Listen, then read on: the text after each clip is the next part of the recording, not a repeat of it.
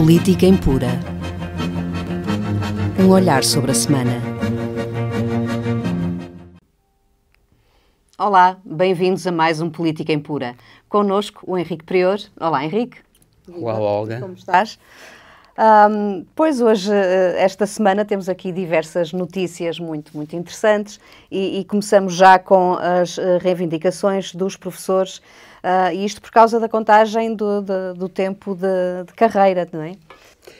Sim, e algumas delas um pouco escaldantes. Esta negociação com os professores, o problema da contratação coletiva e das alterações ao Código do Trabalho que foram negociados em contratação social. São problemas importantes que podem fazer até perigar a atual coligação. Penso que não, em meu entender, embora o problema do perigo da coligação tenha sido colocado sobre a mesa já por muitos analistas, em meu entender, ainda não há razão para que o Partido Comunista e o Bloco de Esquerda ponham termo à coligação com o Partido Socialista. É verdade que aquilo que o Partido Comunista e o Bloco de Esquerda pretendiam e os sindicatos, de modo geral, em particular os sindicatos dos professores, pretendiam, não foi aceito pelo Governo. Aliás, até o Ministro da Educação teve uma atitude lamentável, que foi dizer ou aceitam a nossa proposta ou ficam com nada, uma atitude ditatorial que depois, enfim, acabou por emendar. Mas a questão é muito complicada porque, embora, como é óbvio, os professores tenham razão, que as suas carreiras foram congeladas durante anos e, portanto, eles tinham agora direito a recuperar o tempo perdido durante anos para a progressão das carreiras, mas a verdade é que tem que se ter em conta as possibilidades financeiras do país e, sobretudo, este momento difícil que a Europa está a atravessar. E vamos ver que quer já falámos aí nos problemas de Itália e no agravamento que os juros que se verificou em Itália está a provocar por toda a Europa, incluindo em Portugal, e, portanto, as finanças públicas... Mas isso o que é que tem a ver com os professores? Tem a ver com os professores porque o país só pode pagar aquilo que tem, não pode pagar para além daquilo que tem. E quem pensar nisto pensa mal, porque o país não tem, neste momento, de antes tinha a possibilidade de emitir moeda e, portanto, podia dar-se ao luxo de gastar mais porque emitia moeda, depois os problemas eram outros, era um problema de inflação, mas resolvia o problema através da emissão de moeda. Agora não. A emissão de moeda é determinada pelo Banco Central Europeu. Ora, sendo a emissão de moeda determinada pelo Banco Central Europeu, significa que o Governo só pode gastar aquilo a que tem direito. E mais, comprometeu-se num tratado orçamental a ter uma determinada percentagem de dívida em relação ao PIB. O déficit e também em relação ao PIB. Ora bem, o déficit, neste momento, está relativamente controlado, com algumas dificuldades, nomeadamente, como se disse, com a dificuldade dos juros estarem a subir em consequência da crise italiana e, inclusivamente, um mecanismo de estímulos à economia levado a cabo pelo Banco Central Europeu, que levava o Banco Central Europeu a emprestar dinheiro ao Estado e às famílias, a comprar dívida do Estado e das famílias e das empresas, melhor dizendo, a juros baixíssimos, praticamente a custo zero, esse programa vai terminar, prevê-se que vai terminar. Por interesses da Alemanha, não são interesses de Portugal, por interesses da Alemanha, porque a Alemanha é que tem interesse nisso, Portugal não tem interesse nenhum, mas esse programa parece que vai terminar. Ora, terminando esse programa de estímulos à economia, haverá mais uma pressão sobre as finanças públicas portuguesas. Sendo assim, o país tem que pensar que não pode aumentar a despesa indefinidamente, tem que aumentar a despesa de acordo com as suas possibilidades.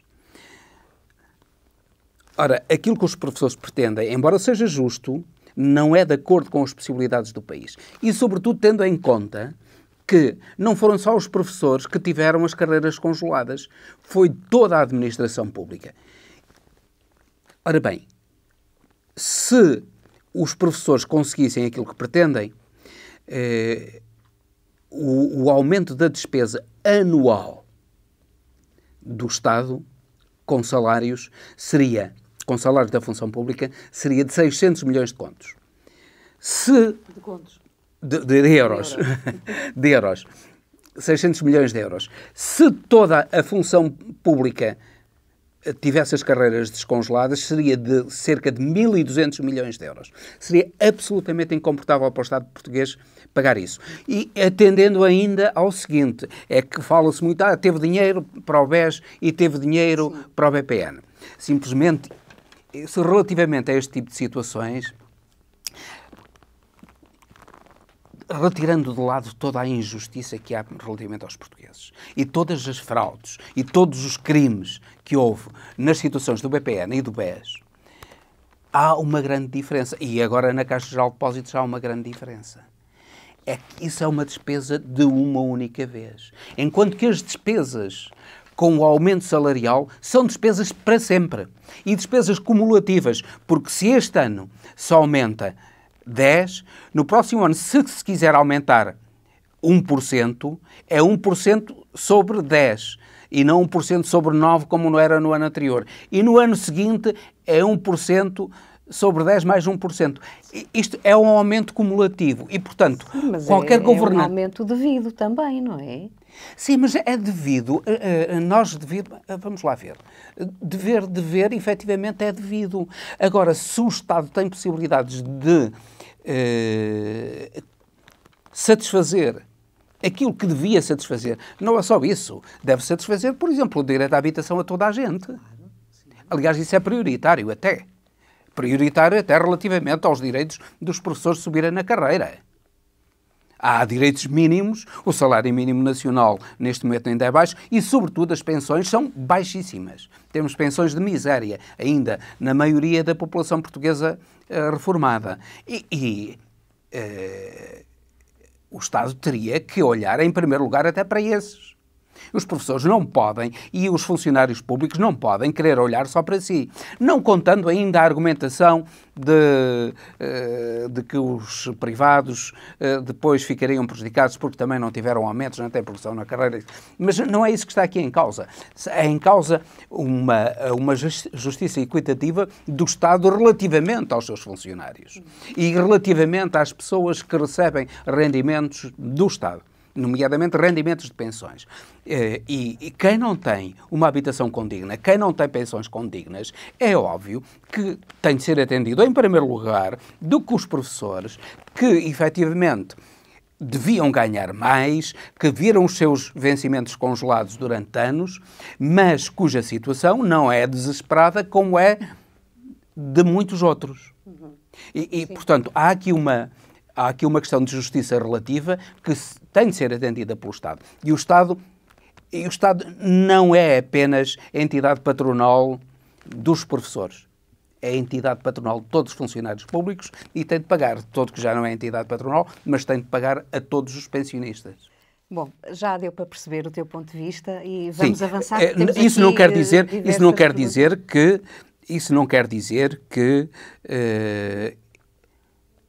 os direitos sejam postos em causa, que eventualmente ou não devesse haver uma negociação maior, e inclusivamente levou-se, eu salto agora para o problema já das negociações feitas em sede de concertação social do Governo com as associações patronais. As associações patronais pretendiam a manutenção do atual Código de Trabalho e da precariedade do emprego. O Governo conseguiu diminuir as condições para a precariedade do emprego, nomeadamente para os contratos a prazo, diminuiu o prazo, o número de anos possíveis de renovação dos contratos, favoreceu em muitas coisas os trabalhadores. Mas, por outro lado, teve uma cedência lamentável, que foi o de permitir que o período experimental, em quaisquer contratos, não só nos contratos a prazo, mas noutros, o período experimental fosse alargado até um período de 6 meses, o que é absolutamente indecoroso. Isto é, as entidades patronais podem ter ali, no fundo, são contratos a prazo e podem ter sucessivamente, vão renovando sucessivamente os trabalhadores através do expediente do termo do prazo experimental. Ora, lamentavelmente, o Governo cedeu nisso quando não devia ceder. É um direito, 3 meses que existiam anteriormente, até podiam ser alargados em casos excepcionais, eram perfeitamente suficientes para se aquilatar se um trabalhador tinha o perfil adequado ou não às funções que iria desempenhar. Aliás, vamos lá ver, se o trabalhador não tivesse o perfil adequado, desde logo havia também, por parte da entidade patronal, uma incompetência em contratar o trabalhador. Sim. Em segundo lugar, se não tivesse o perfil adequado, também havia uma falha da entidade patronal em não dar formação ao próprio trabalhador para ele se adaptar às funções para as quais tinha sido contratado. E, portanto, aí foi uma cedência que, aliás, é um grande problema dos nossos governos, é cederem sempre aos interesses de quem tem o poder económico. E, neste caso, foi uma cedência a quem tem o poder económico. Ora, isso é absolutamente indecoroso, que vai permitir toda a espécie de fraude por parte das entidades patronais. Nós já sabemos como é que o país funciona e sabemos que as entidades patronais são patrões, não são empresários. A maior parte deles são patrões e não são empresários. Vamos avançar para a próxima. Esta semana também o PSD, através do Rui Rio, apresentou algumas propostas para o aumento da natalidade. Conta-nos lá, Henrique. Sim, quais são estas propostas? É curioso que isto, como dizia o poeta, isto anda tudo ligado. E quando se fala na precariedade no trabalho, nós estamos a falar em baixa natalidade. É curioso que aquilo que Rui Rio propõe é o aumento de 6 para 7 meses na licença de gravidez. Há países que têm 1 ano. Há países, a Suécia, por exemplo, tem 1 ano. De 6 para 7 meses. E um aumento do abono de família até aos 18 anos, o aumento que é muito pequeno, de qualquer modo é um aumento, seria um aumento, passariam a receber, até aos 18 anos, passariam a receber 10.722,50 €, quando atualmente recebem cerca de 8.000 euros, 8.000 e tal euros. Isto é, haveria um aumento de cerca de 2.000 euros até aos 18 anos. Dependeria também do escalão, não é? Dependeria do escalão também. Para certas famílias iam receber... Isto não passa de uma fraude, não passa de uma tentativa de fazer agenda política, levantando um problema extremamente grave, que é o problema do envelhecimento do país. As estatísticas ou as previsões mais pessimistas dão que Portugal, a continuar assim, dentro de 60 anos, terá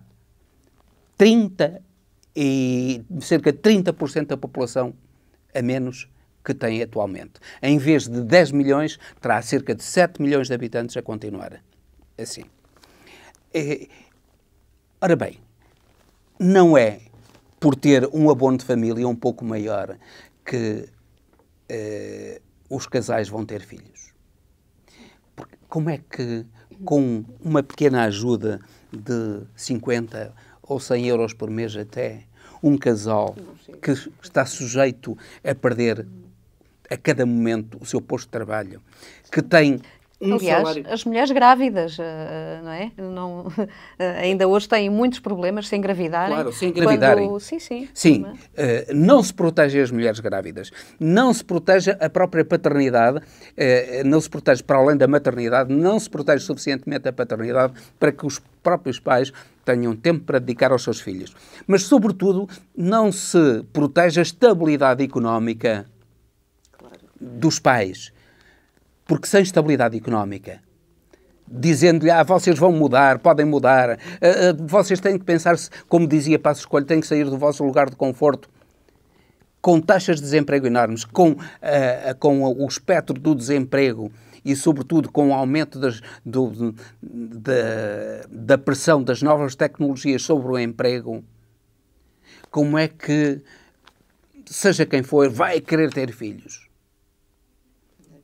Não vai querer ter filhos porque não tem com que lhes dar uma educação, uma saúde digna, um futuro digno. E, no fundo, é querer ficar bem na fotografia e atirar poeiras para os olhos dos portugueses. Rui Rio não quis, de modo algum, ir ao essencial. E o essencial é a estabilidade no emprego, são salários condignos, de modo a que os pais saibam que podem ter filhos e podem contar com a estabilidade dos seus rendimentos para educar os seus filhos.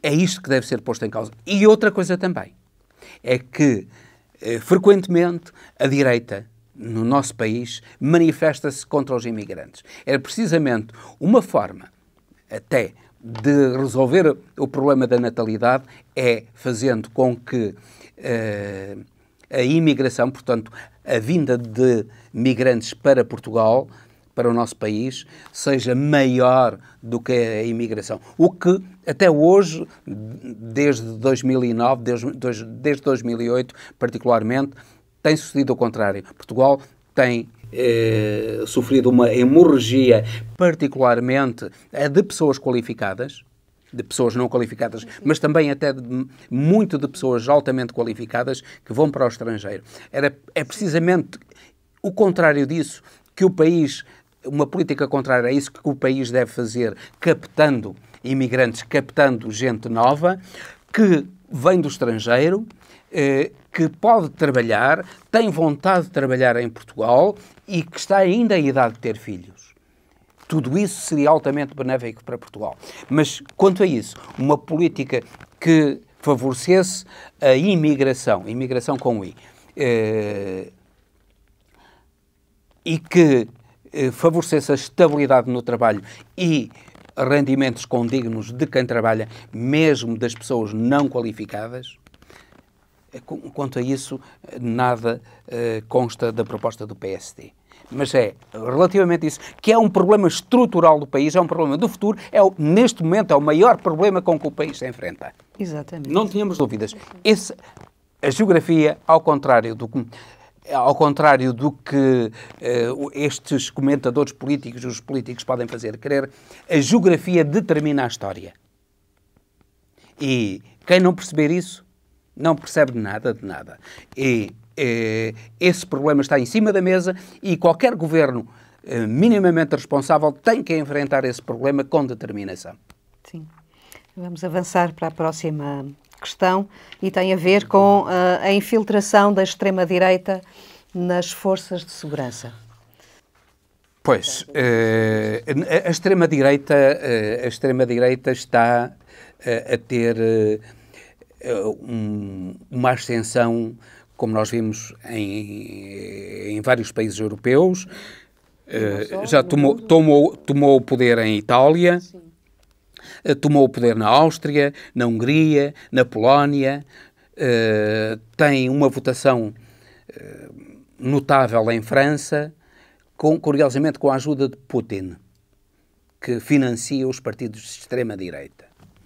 E essa extrema-direita, que aqui em Portugal não consegue votações minimamente credíveis, os partidos que se reivindicam da extrema-direita em Portugal têm votações residuais na ordem dos 0, poucos por cento. Essas formações partidárias, como não conseguem ascender ao poder pelo voto, estão a tentar adquirir poder através da infiltração nas forças de segurança. Sabe-se que é na PSP, eventualmente na GNR e, eventualmente, e isso ainda não está bem investigado, pelo menos não foi transposto para a opinião pública, mas sendo nas forças de segurança, por maioria da razão está também nas Forças Armadas. E o país deve ter um enorme cuidado em controlar isso. São indivíduos que têm de ser controlados porque são criminosos, são indivíduos extremamente perigosos, normalmente são indivíduos extremamente perigosos e criminosos, são associações criminosas, não são associações políticas, pior que associações políticas, são associações criminosas que devem ser controladas como associações criminosas. Portanto, os serviços de segurança, os serviços de informação da República devem ter uma atenção especial relativamente a isso e esperamos que os próprios serviços de informação da República não sejam contaminados por esse tipo de gente. Sim. Entretanto, vamos também falar no Sporting e relativamente à anunciada prisão preventiva de mais 4 arguidos no processo das agressões em Alcochete. Sim, é na sequência das agressões anteriores, é curiosamente na sequência daquilo que estávamos a dizer anteriormente. Na sequência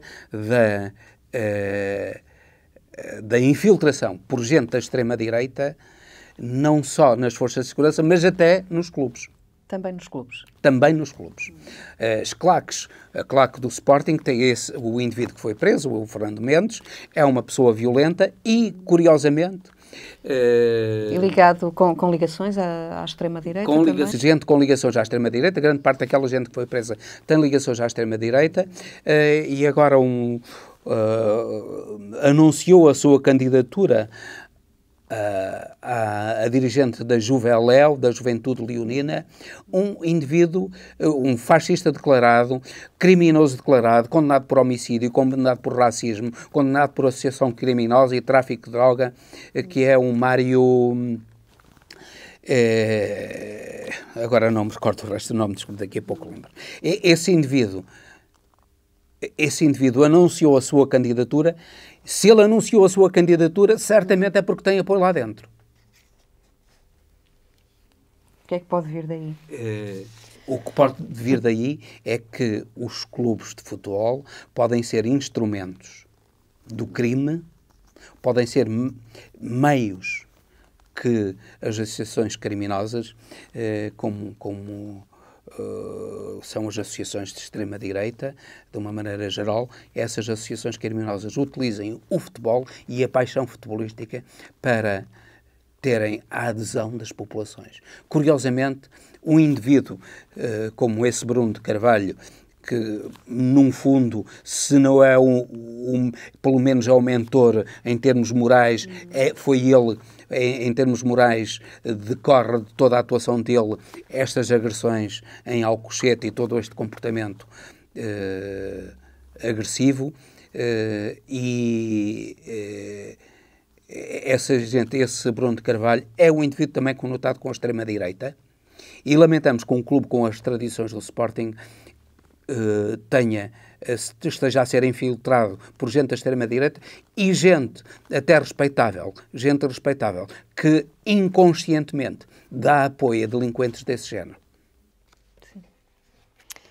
Bom, e entretanto, gostava de colocar aqui mais uma questão, isto também já para fazer ponte com as notícias internacionais. Qual a influência em Portugal, e não só, e na Europa, da subida do custo do petróleo? Ora bem, neste momento a Europa está a ter um arrefecimento do crescimento económico. E esse arrefecimento, que é provocado pelos Estados Unidos, que, no fundo, utilizam o petróleo como arma de arremesso contra a Europa para diminuir a competitividade europeia. Por exemplo, as exportações em Portugal baixaram em percentagem no primeiro trimestre, sobretudo devido à queda dos preços de petróleo. E, particularmente, as exportações que mais sofreram com essa queda foram as exportações relacionadas com combustíveis e seus derivados. Portugal, como é sabido, importa combustíveis, mas tem refinarias e exporta também combustíveis. Ora, sofreu uma grande diminuição, apesar de o país ter crescido 2,1% ainda. Saíram ontem, salvo erro, as estatísticas, e o país cresceu 2,1% em termos homólogos relativamente ao ano passado. Poderia ter crescido mais. Está mais ou menos dentro das previsões do Orçamento Geral do Estado para este ano. Simplesmente podia eventualmente ter crescido mais se não fosse o problema do petróleo. E, atenção, a Europa tem de pensar no problema do petróleo, no problema dos combustíveis fósseis, de uma maneira realista, para os substituir urgentemente, para não depender, no fundo, das manipulações dos preços dos produtos petrolíferos que são levadas a cabo por parte dos Estados Unidos da América e da Arábia Saudita e de Israel, que, através dessas manipulações, pretendem, no fundo, beneficiar os seus próprios interesses. Sim.